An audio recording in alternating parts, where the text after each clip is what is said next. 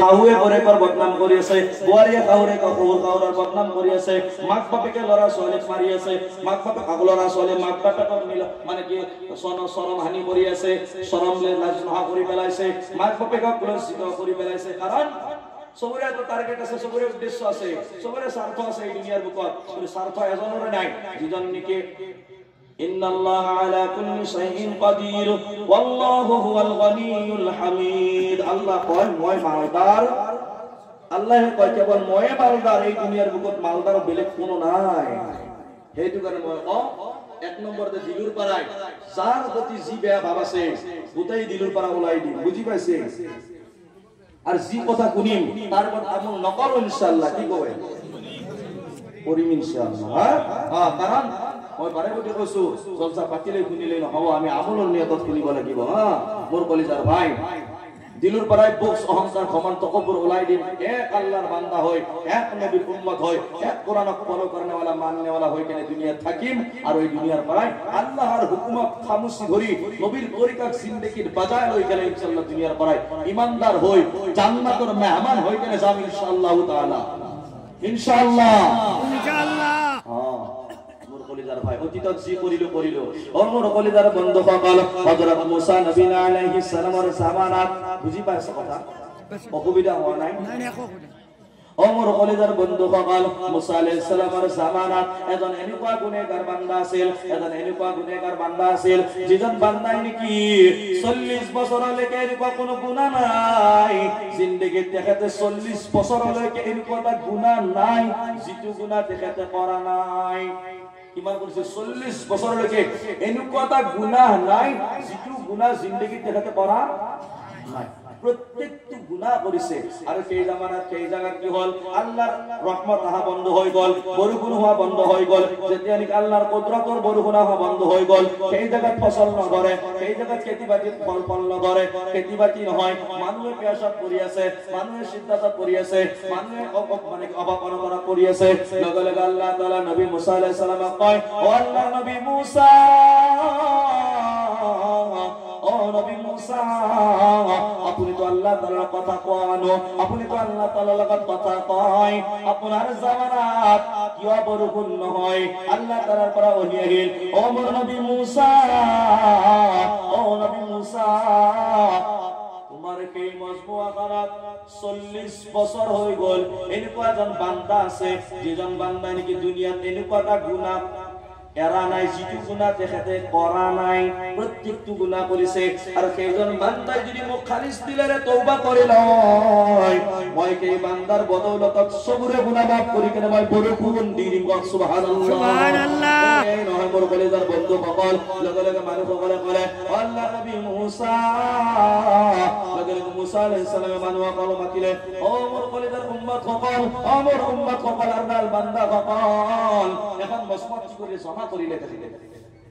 জমা কৰি কেনে গোটেই মানুহক কৈছে, আজি আমি সবে আল্লাহৰ ওচৰত কি কৰিম? দোয়া প্ৰাৰ্থনা কৰিম। আজি যেনেকুৱা আমি বহিছো ইয়াতে, দোয়া কৰিব নে নকৰা? ৰাস্তাত দোয়া লাগে নে নালাগে? লাগে। যিমান টকাৰ যিমান যি মালিক নহওক, যিমান প্ৰপাৰ্টিৰ মালিক নহওক, গোটেই দুনিয়াৰ যদি আধা হিস্সা মালিক হৈ যায়, তথাপিও কি ভিক্ষাৰী, কিহৰ দোৱাৰ হলেও ভিক্ষাৰী, হয় নহয়? আহোতে বেলেগৰ হাতত, যাওঁতে বেলেগৰ হাতত, আহোতে উলংগ হৈ আছিল বেলেগে কাপোৰ পিন্ধাই দিছিল, যোৱাৰ সময়ত বেলেগে কাপোৰ পিন্ধাই দিব, আহোতে বেলেগৰ হাতত আছিল, যাওঁতে বেলেগে লৈ যাব। মোৰ কলিজাৰ বন্ধুসকল, আহোতে বেলেগে গা ধুৱাই দিছিল, যাওঁতে বেলেগে গা ধুৱাই দিব, এই দেহৰ কোনো ভৰসা নাই, গৌৰৱ অহংকাৰ কৰি কোনো লাভ নাই। এতিয়া মই কওঁ, এই দুনিয়াৰ বুকত যে আপুনি মই আহিছো, মুসা আলাইহিস সালামে মানুহক কলে, এই আল্লাহৰ বান্দাসকল,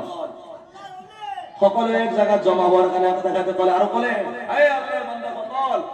আমি সকলে আল্লাহৰ ওচৰত তওবা কৰো। কৈছে এনেকুৱা এজন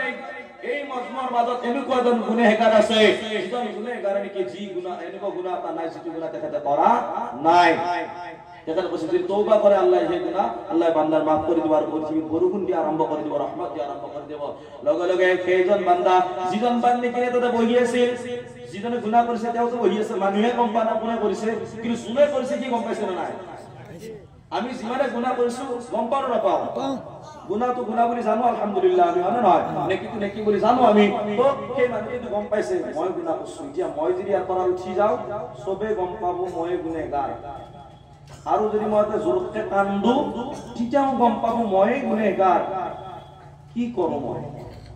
সেইজন মানুহ কি কৰিলে দিলে দিলে মনে মনে আল্লাহ কলে ও মোৰ আল্লাহ ও মোৰ খালিক ও মোৰ মালিক ও ৰব আল্লাহ মই দিনত যিমান গুনাহ কৰিছো জানি কৰা নাজানি কৰা দেখি কৰা নেদেখি কৰা দিনৰ পোহৰত ৰাতিৰ আন্ধাৰত শিৰকি বিদআতি হাৰামি নাজায়েজ যিমান কাম কৰিছো বেলেগৰ প্ৰতি যিমান বেয়া ভাব ৰাখিছিলো যিমান মই বেয়া কাম কৰিছো ও আল্লাহ মই দিলে দিলে আপোনাৰ ওচৰত তওবা কৰিলো আজিৰ পৰা মই এনেকুৱা গুনাহ নকৰো আল্লাহ তাআলাই এই বান্দাৰ গুনাহ এই গুনাহৰ গুনাহ maaf কৰি কেনে দোয়া কবুল কৰি ললে আৰু সেই পৃথিৱীৰ বুকত বৰষুণ দিব ধৰিলে সুবহানাল্লাহ এই মজমত যে বহি আছো আমি কোনে কেমন ডাঙৰ গুনাহ কৰিছো আমি সবে জানো মানুহৰ ওপৰত দুটা কাৰণত মানুহৰ ওপৰত হালত আহে দুটা কাৰণত মানুহৰ ওপৰত হালত আহে এক নম্বৰতে যেতিয়া নেকি মানুহে গুনাহ কৰে তেতিয়া গুনাহৰ সাজা আল্লাহ তাআলা কেতিয়াবা হালতৰ দ্বাৰাই মুশকিলৰ দ্বাৰা আল্লাহ তাআলা দিয়ে বুঝাইতা এই তো গুনাহ কৰছা সুধাৰ যাও এই ইদিনা ৰাস্তা মুস্তাকিম ৰাস্তা আহি যোৱা সিধা ৰাস্তা আহি যোৱা তেৰা বেটাকে ঘুৰি আছা আৰু কেতিয়াবা যদি মই গুনাহ কৰা নাই মই যাইছিলো জলসাত মই যাইছিলো ইস্তেমাত মই যাইছিলো জামাতৰ কামত মাদ্ৰাসাৰ ফালে হঠাৎ মোৰ এক্সিডেন্ট হৈ গল এটো বুজিলে আল্লাহ তাআলাৰ পৰীক্ষা যদি গুনাহ নকৰাকৈ মই গুনাহ কৰা নাই মোৰ ওপৰত আহিছে তেনেহলে আল্লাহ তাআলাৰ এক্সাম পৰীক্ষা আৰু যদি মই গুনাহ কৰাৰ পিছত আহিছে সেইটো মোৰ সাজা বুজি পাইছানে